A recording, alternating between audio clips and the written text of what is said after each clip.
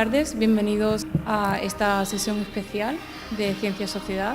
Mi nombre es Andrea Martín Merchán, soy alumna de Genética Humana en el grado de Bioquímica de la Universidad de Málaga y es un placer poder realizar hoy la presentación. Gracias a todos por asistir. En esta sesión hablaremos sobre la bioética y la edición del genoma humano a través de la técnica CRISPR-Cas. Esta técnica es una técnica de las más robustas de la biología que modifica con gran precisión y eficacia el genoma humano. Es una técnica además muy sencilla, barata y que no necesita un aparato especial. Comenzaré con un breve contexto de este descubrimiento que empezó en 2005. Gracias al investigador Francisco Martínez Mojica, quien acuñó este término, CRISPR. Él detectó una serie de repeticiones en el genoma de las arqueas que luego postuló que formaban parte del sistema inmunológico adaptativo de las bacterias. Yunin Koning hizo una aproximación bioinformática del mecanismo por el cual estas repeticiones daban lugar al proceso. Años más tarde se dedujo que estas repeticiones eran la defensa con la cual la bacteria luchaba a infecciones de fagos y que además el método por el cual se hacía era gracias a que se transcribía en una molécula de ARN y era la que lo guiaba al genoma del virus. En 2010 se dedujo también experimentalmente que la Cas9 cortaba secuencias específicas del genoma viral. Fue en 2011 cuando Emmanuel Chatelier describió el mecanismo molecular por el cual se podría dirigir ese ARN para cortar, gracias a Cas, una secuencia del genoma viral. Un año más tarde, junto con su compañera Janine Duna, se halló la aproximación biotecnológica que está basada en la técnica de CRISPR-Cas para poder hacer una modificación en cualquier genoma del ser vivo. En los años sucesivos, en 2013, FENZAN adaptó este sistema de CRISPR-Cas para poder hacer modificaciones en células de organismos modelo para enfermedades en humanos.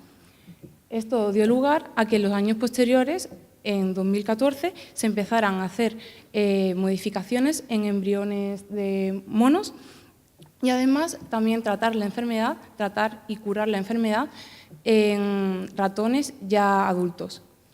Por otro lado, el año pasado también se consiguió hacer modificaciones en embriones humanos para poder curar una enfermedad, un gen que promueve una enfermedad de cáncer de pulmón. Todas estas aplicaciones han dado lugar a que ahora, en 2017, CRISPR sea portada de muchas numerosas revistas científicas y que cada día, en un mismo año, estamos viendo nuevos descubrimientos y nuevas aplicaciones.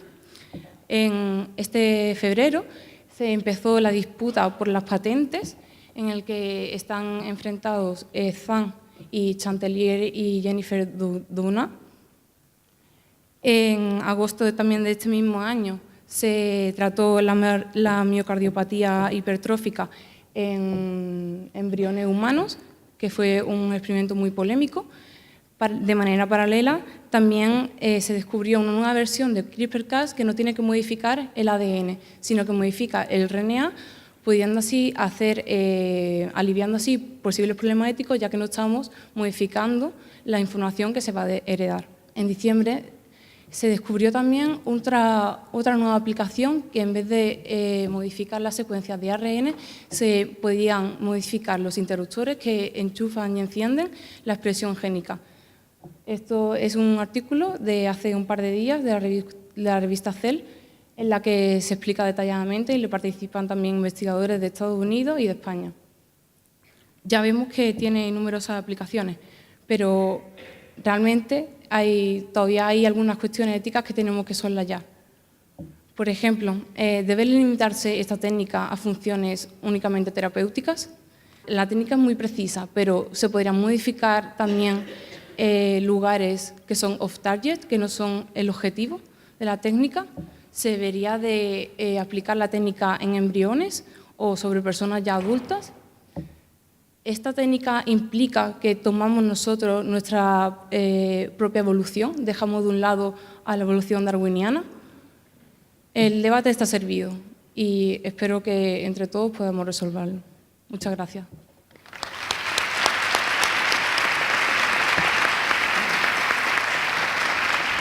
Muchas gracias, Andrea.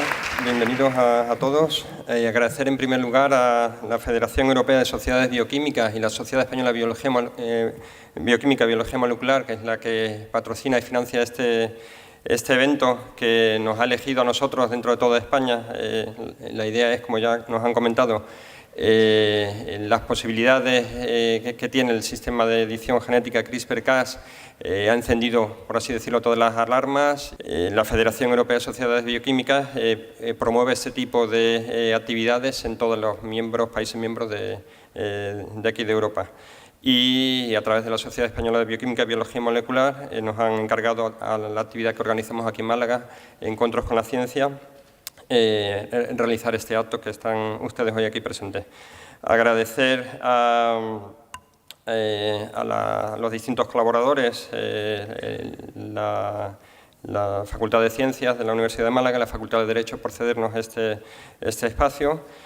En primer lugar, el profesor Francisco Martínez Mojica, de la Universidad de Alicante, nos hablará de la historia del descubrimiento del sistema CRISPR-Cas. Muchas gracias por haberme invitado por segunda vez a Málaga. Es un placer venir aquí y comer pescadito frito al lado de la playa. ¡Qué maravilla! Y enhorabuena, Andrea, porque nos has quitado bastante trabajo. Buena introducción, desde luego. Os voy a hablar del descubrimiento de los sistemas CRISPR. O sea, no solamente el descubrimiento que ocurrió hace unos 25 años, sino de como 10, 15, 20 años después. Porque realmente lo que se empezó a ver fueron unas secuencias repetidas en el año 87 en el genoma de unos microorganismos. En este caso era en Escherichia coli, un habitante habitual del intestino de vertebrados y humanos, incluidos entre ellos. Estos eran unas secuencias regularmente espaciadas en el genoma que tenían una peculiaridad, además de ese espaciamiento regular, y es que eran palindrómicas, es decir, se leían más o menos igual en un sentido que en el otro. Por ejemplo, el número 2112. Estas secuencias repetidas, que se describieron inicialmente en el 87, como digo, en E. coli, también se volvieron a describir unos pocos años más tarde en otro microorganismo muy alejado evolutivamente de E. coli, que es la bacteria que produce la tuberculosis. Estas secuencias se las denominaron direct repeats, o repeticiones directas. Inmediatamente se dieron cuenta de que había una gran variabilidad en el número de unidades repetidas entre distintos aislados de Mycobacterium tuberculosis. Y eso dio lugar a la primera aplicación de estas secuencias que más tarde denominaríamos CRISPR.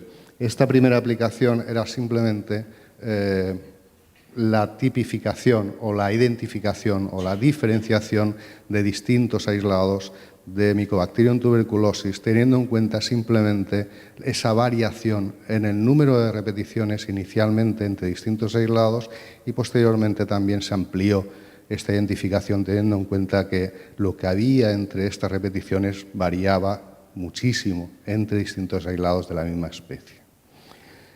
En el año 91-92, nosotros estamos trabajando en la Universidad de Alicante con unos microorganismos de los que podríamos denominar raros. Para ellos los raros somos nosotros, porque ellos lo que no entienden es cómo alguien puede vivir sin una concentración de sales en el medio de como mínimo un 10%. Estos bichos maravillosos que aislamos en el laboratorio del doctor Rodríguez Valera en la Universidad de Alicante, que él aisló, de hecho, a principios de los 80, son responsables en parte de este color rojizo de las salinas solares. Estos microorganismos que ven aquí creciendo justo al borde de estas salinas sobre la sal son halófilos extremos, halófilos, amantes de la sal. Les gusta vivir ahí y como le quites un poco de sal, se mueren. En el agua de mar se mueren, necesitan una concentración tremenda de cloruro sódico y crecen muy bien a saturación de cloruro sódico. Si nosotros tomamos muestras de estas salinas y las crecemos en un medio de cultivo, conseguimos aislar un porcentaje mínimo de los microorganismos que ahí crecen, que ahí hay realmente en las salinas. Estos microorganismos, entre ellos, los que se dedicó a estudiar durante muchos años mi jefe por aquella época, eran Halopherax mediterranei, Halopherax volcani, microorganismos amantes de la sal, muy raros porque a pesar de que son procariotas y tienen el mismo aspecto que las bacterias, no son bacterias. Evolutivamente son bastante distintos y desde el punto de vista bioquímico pues también lo son. Bien, lo que intentamos saber en aquella época, cuando me implicaron, sin quererlo yo, en un proyecto de biología molecular básica en la que lo que les interesaba a mi grupo era conocer cuáles eran los mecanismos por los cuales podían responder a cambios en la salinidad del medio estos microorganismos y adaptarse a esos cambios de salinidad. Simplemente queríamos conocer cómo tenía lugar esa respuesta y esa adaptación. Se nos planteó la posibilidad de secuenciar parte del genoma de este microorganismo, las primeras secuencias que se llevaron a cabo en la Universidad de Alicante, y lo sorprendente es que nos encontramos con una maravilla que inicialmente nos hizo pensar que estábamos de nuevo metiendo la pata una vez más, como habíamos hecho en las secuenciaciones anteriores, porque es que no salía casi ninguna. Y de momento esta salió de maravilla. Esto es una secuenciación que se lee muy fácil, son 4 columnas en las que se lee A, C, G o T, las 4 bases de los ácidos nucleicos, lo van leyendo en este orden, y de momento vimos que se repetía el mismo patrón muchas veces. La conclusión inmediata fue: nos ha fallado la reacción de polimerización para obtener una secuenciación. Una vez que no sale bien, resulta que se está equivocando y nos está dando la misma lectura muchas veces, porque era sorprendente que apareciera esta secuencia muchas veces y encima a espacios regulares. Comprobamos que esto era así, volvimos a hacer secuenciación de esa región y de otras adyacentes y efectivamente vimos que en el genoma de estos microorganismos había unas regiones en las que se presentaban unas repeticiones regularmente espaciadas que denominamos TREPs, de tandem repeats, repeticiones en tándem. Inmediatamente aquellas repeticiones nos cautivaron, empezamos a ver qué podían estar haciendo en estos microorganismos y lo que vimos inicialmente fue que se transcribían, es decir, se leían. Las células estaban leyendo esa información en la región de las repeticiones en todas las condiciones en las que probamos a detectar esa transcripción o esa lectura de dichas regiones. Lo curioso fue que, a diferencia de lo que se obtenía cuando analizábamos la expresión de las regiones adyacentes, donde había genes que daban lugar a proteínas y donde uno lo que espera es obtener una única molécula derivada de cada una de estas pautas de lectura abierta, en el caso de las regiones TREPs veíamos unos manchurrones que de nuevo nos hacían pensar dónde hemos metido la pata en este caso. ¿Qué está pasando aquí? ¿Por qué en lugar de ver una sola banda vemos muchas bandas pequeñas juntas en la misma zona? La conclusión, una vez que comprobamos que esto no era un artefacto, no era una consecuencia de la degradación del ARN, llegamos a la conclusión de que se generaban transcritos de estas regiones y que además esos transcritos estaban sometidos a un procesamiento, que en ese momento no podíamos ni imaginar cuál podía ser su significado. Bien, acto seguido empezamos a hacer travesuras, como nos gusta hacer en los laboratorios. Vamos a ver qué pasa cuando modificamos y manipulamos estas regiones repetidas en el genoma de estos halófilos extremos. Sin entrar en detalle, lo que observamos fue que cuando manipulábamos estas regiones, cuando añadíamos un mayor número de repeticiones en moléculas que metíamos también dentro de la célula, ocurría una muerte celular. Las células se morían como consecuencia de esta manipulación. Había cambios también en la relación entre las moléculas que nosotros les metíamos con las repeticiones y las propias moléculas del cromosoma del microorganismo. Y lo que resultó todavía más sorprendente, las células estaban perdiendo gran parte de su ADN cuando introducíamos moléculas, estos plásmidos, como los denominamos, que llevaban también estas repeticiones. En resumidas cuentas, todos los resultados que obtuvimos eran compatibles con una pérdida de cromosoma, como consecuencia de la presencia de estas repeticiones en otras moléculas. Es decir, había algún tipo de interferencia entre moléculas portadoras de estas regiones TREPS. Esto se publicó en el año 95 y a partir de ahí, a partir del año más bien 97, después de mi estancia postdoctoral, decidí dedicarme de lleno a estudiar cuál podía ser la razón de este fenotipo, de este efecto que ocurría en las bacterias, en estos microorganismos, cuando manipulábamos las repeticiones. Y esto fue estar dando palos de ciegos durante bastantes años, porque no teníamos una hipótesis o una pista, digamos, fiable para dirigir dichas investigaciones. Íbamos planteando hipótesis, íbamos probándolas y todas ellas iban fracasando una detrás de otra. Entre ellas pensábamos que quizá por ese carácter palindrómico, las regiones de repeticiones podían formar estas estructuras que podían servir para la unión, por ejemplo, a la membrana de estos microorganismos. No conseguimos detectar ninguna unión de estas regiones a la membrana. Buscamos proteínas citoplasmáticas que pudieran unirse a estas regiones, tampoco detectamos ninguna. Intentamos ver si se formaban de hecho esas estructuras, no hubo ninguna evidencia experimental, o si podría tener algún efecto en la formación de estas estructuras, la presencia de estas repeticiones sobre la topología, sobre la estructura del ADN. Mientras tanto, se empezaron a secuenciar genomas completos de microorganismos. Hoy en día tenemos miles de genomas de procariotas secuenciados. El primero se secuenció en el año 95. Y entre el 95 y el 2000 se secuenciaron unos poquitos más. Y cada vez que se secuenciaba alguno de estos genomas, uno de cada dos resulta que tenía unas repeticiones regularmente espaciadas en el cromosoma o incluso en plásmidos. Estos artículos en los que se describían las repeticiones a medida que se iban reportando estos genomas completos, normalmente no se relacionaban unos con otros, no se reconocían estas repeticiones como formando parte de la misma, del mismo tipo, de la misma familia, porque no se había descrito todavía esa familia. Recibieron distintos nombres cada una de estas repeticiones, hasta que en el año 2000 reunimos suficiente información procedente de concretamente 20 especies de microorganismos distintos para definir por primera vez una nueva familia de repeticiones que denominamos SRSR, o Short Regularly Spaced Repeats. Esto duró muy poco, duró un año. Este acrónimo, de hecho, creo que hay un par de artículos solamente después que utiliza el acrónimo SRSR refiriendo a estas repeticiones. En el año 2001 me convencieron para cambiarle el nombre, y el nombre que me vino a la cabeza fue CRISPR.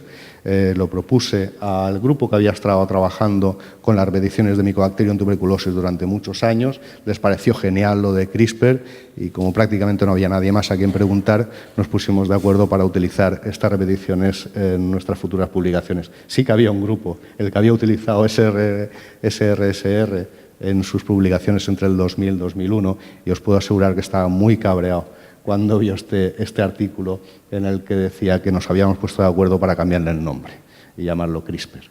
Este primer artículo en el que apareció CRISPR fue en el 2002, precisamente por estos autores del grupo holandés con el que discutimos el acrónimo CRISPR. Ellos describieron en el 2002 4 genes asociados a CRISPR, simplemente porque estaban al lado de las agrupaciones CRISPR, y por eso los denominaron Cas, CRISPR Associated, Cas 1, 2, 3 y 4. Tan solo unos años, 2, 3 años más tarde, en lugar de 4 se describieron 45 familias de proteínas Cas distintas. Y dependiendo de la organización de estos genes, se llegaron a describir por primera vez y clasificar por primera vez los sistemas CRISPR, que variaban enormemente en el número de genes asociados a cada una de estas agrupaciones de repeticiones. El más simple de todos ellos es este que tienen ustedes aquí, Streptococcus pyogenes SF370, que tiene solamente 4 genes Cas, uno de ellos Cas9, que supongo que habrán oído hablar de él en alguna ocasión. En el año 2003 sometimos a publicación este artículo, que fue rechazado inmediatamente. Lo sometimos a Nature, con el título DNA Repeats as Constituents of a Prokaryotic Immune System. Y les decíamos que esta inmunidad tendría una repercusión tremenda en ciencias biológicas, biotecnológicas y clínicas, pero no se lo creyeron. De hecho, lo rechazaron, insistimos, pero no hubo suerte. Sí la tuvimos 2 años más tarde, cuando conseguimos publicar este artículo con otro título menos pretencioso para intentar no encontrarnos con el rechazo de un descubrimiento tan grande. Lo que dijimos en este momento fue que estas repeticiones, las regiones que habían entre las repeticiones derivaban de elementos genéticos transmisibles. Lo que hicimos en este trabajo fue detectar secuencias que se correspondían con los espaciadores después del análisis de 65 cepas pertenecientes a 36 géneros de todos estos grupos taxonómicos de bacterias y arqueas. Y comprobamos que estos espaciadores procedían, en un porcentaje pequeño pero significativo, procedían de virus o procedían de plásmidos, es decir, moléculas transmisibles que invariablemente siempre estaban relacionadas con el grupo taxonómico al cual pertenecía la especie que contenía un espaciador correspondiente a dicha secuencia. Esto lo que nos estaba diciendo es que los espaciadores procedían de esas secuencias de virus o de plásmidos que habían infectado dichas células, en algún caso, millones de años atrás.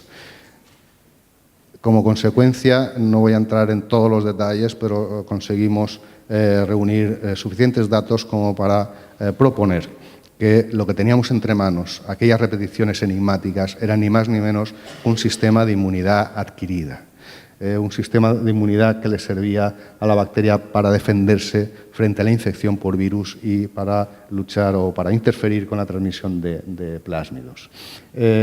También propusimos que la diana de este sistema de inmunidad era el ADN, de alguna manera actuaba sobre ADN, no sabíamos cómo, y que en cualquier caso quien determinaba cuál era la diana sobre la que tenía que actuar el sistema de inmunidad eran esas pequeñas moléculas de ARN que nosotros habíamos detectado años atrás en estos geles, digamos, raros. Esto se publicó a principios del 2005, justo un mes después apareció otro artículo y 6 meses después un tercer artículo en el que confirmaban lo que nosotros proponíamos, en este caso analizando los espaciadores de la bacteria que produce la peste, Yersinia pestis, y en este caso analizando los espaciadores de cepas de Streptococcus thermophilus. No añadía ninguno de ellos nada en especial con respecto a lo que nosotros comentábamos, excepto este, en el que se les ocurrió la genial idea de alinear las secuencias de las cuales parecían derivarse los espaciadores. Las alineaban, nos ponían una abajo de la otra y lo que observaron es que había una conservación de un motivo justo al lado de estas regiones de las cuales derivaban los espaciadores. Luego volveremos a ello. Pero esto ocurrió en el 2005. En el 2007 se demostró que se demostró experimentalmente que las CRISPR eran un sistema de inmunidad frente a virus.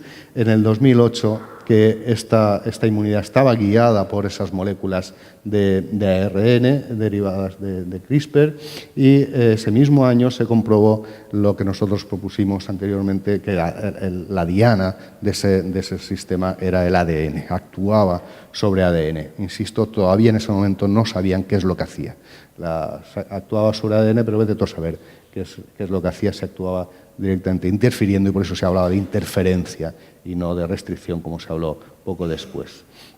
En el año 2009 definimos lo que denominamos en ese momento Protospacer Adjacent Motifs o PAMs, que eran secuencias conservadas justo al lado de los precursores de los espaciadores, es decir, aquello que se describió en el 2005 por Bolotin, aquella conservación de secuencia o ese motivo conservado al lado de los precursores de espaciadores, comprobamos en este momento que era una característica común en los distintos sistemas. Y además propusimos que esto tenía una enorme relevancia y que de hecho se tendría que tener en cuenta en las aplicaciones esperables de los sistemas CRISPR como una herramienta de biología molecular innovadora.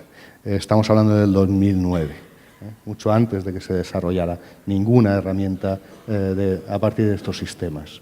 Los motivos PAM que decíamos que tenían que ser importantes a tener en cuenta y que tenían que determinar cuál era la identidad de la diana de estos motivos, se comprobó que efectivamente estos motivos PAM eran absolutamente necesarios para ver un efecto de interferencia, y en este momento, y esto desde mi punto de vista es uno de los artículos más importantes en el campo CRISPR, demostraron que lo que teníamos entre manos era un sistema de restricción. Es decir, estos sistemas CRISPR reconocían una diana guiados por un RNA guía y lo que hacían era cortar en un sitio muy preciso a una distancia fija del motivo PAM. Bien, para resumir cuál es el mecanismo por el cual actúan estos sistemas, vamos a poner un ejemplo en el que un virus infecta una bacteria. El virus lo que hace es introducir su material genético dentro de la bacteria. En ese momento se activan unos sistemas que toman imágenes de este material genético del virus. Un trocito de este material genético se incorpora en un extremo de la agrupación CRISPR y a partir de ese momento la bacteria queda inmunizada frente a ese virus en particular. De manera que tras la producción de las defensas, lo que serían los anticuerpos de nuestro sistema inmunológico, en este caso son moléculas de ARN derivadas de la agrupación CRISPR, en el momento que ese virus o uno descendiente de él introduce de nuevo su material genético, va a ser reconocido por esa memoria que tomó en algún caso miles de años atrás, incluso millones, y ese reconocimiento lo que va a producir es una activación de las tijeras moleculares, que es la proteína Cas9 en algunos sistemas u otras proteínas en otros sistemas CRISPR distintos. Bien, esto es un resumen de todo lo que ocurrió desde el 87 al año 2010-2011. Y una pregunta muy reiterada suele ser, ¿esto es consecuencia de una investigación básica lo que ha venido después? ¿Ha participado en algo o ha contribuido en algo una investigación dirigida, aplicada, relacionada con el uso de CRISPR?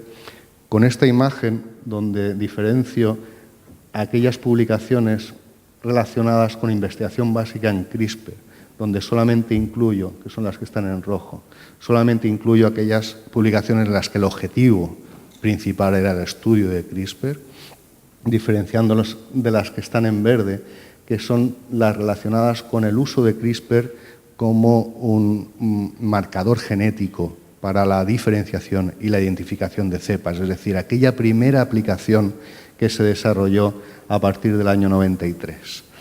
Como pueden observar, la evolución de publicaciones relacionadas con el uso y la única aplicación en ese momento de las CRISPR no evolucionó, desde luego, para nada con respecto a la evolución que tuvo la investigación básica. Y la consecuencia de esta investigación básica es lo que hoy en día disfrutamos gracias a la participación de unos cuantos microbiólogos y bioquímicos que lo único que querían saber era inicialmente qué es lo que hacían y cuál era la función de estas repeticiones enigmáticas. Posteriormente, una vez que se supo qué es lo que hacían, cómo lo hacían, y una vez que pudimos establecer el mecanismo de acción de estos sistemas, se pudieron desarrollar unas herramientas responsables de este boom en la evolución del conocimiento y del campo CRISPR en particular. Ahora ya son muchos los que trabajan en CRISPR, miles de grupos en el mundo. La primera reunión CRISPR tuvo lugar en el año 2008 y ahí hablamos 10 personas. Un grupito de amigos, nada que ver con las reuniones CRISPR que tienen lugar hoy en día, que de hecho ya cada año hay 3 o 4 en los últimos años. Esta revolución que estamos viviendo hoy en día es desde luego consecuencia del trabajo de muchísima gente en base, consecuencia de la curiosidad, la búsqueda del conocimiento simplemente.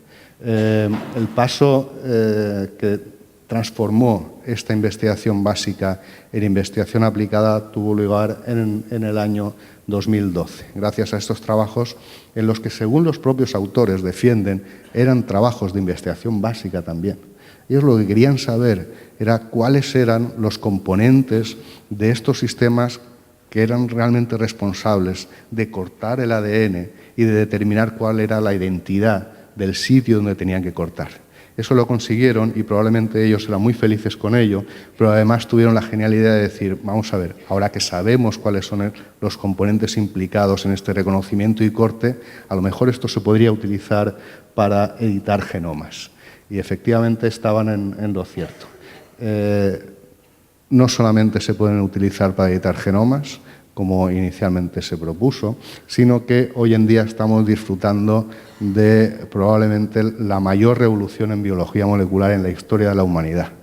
A partir de estos sistemas de defensa disponemos de herramientas para editar genomas, de herramientas para matar bacterias de forma específica, es decir, nada que ver con los antibióticos. Podemos seleccionar qué bacterias hay que matar y cuáles hay que respetar, aquellas que nos producen beneficios para nuestra salud.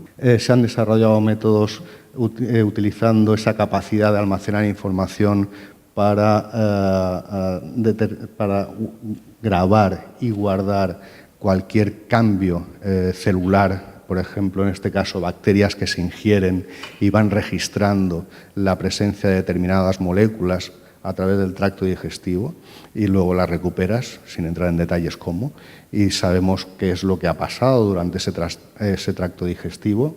Son grabadoras de eventos celulares. Podemos almacenar información en estas bacterias gracias a, insisto, la misma capacidad de meter espaciadores nuevos dentro de una agrupación CRISPR.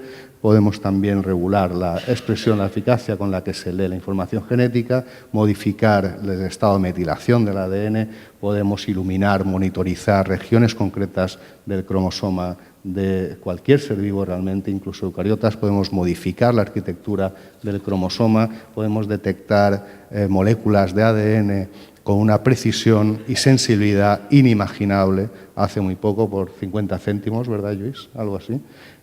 Podemos también editar RNA, no solamente DNA, sino también RNA con estas herramientas. Hay quien dice que esto es un ejemplo de hasta dónde puede llegar la investigación básica. Desde mi punto de vista, esto es el paradigma de que se puede obtener a partir de la investigación no sesgada. Pues muchas gracias.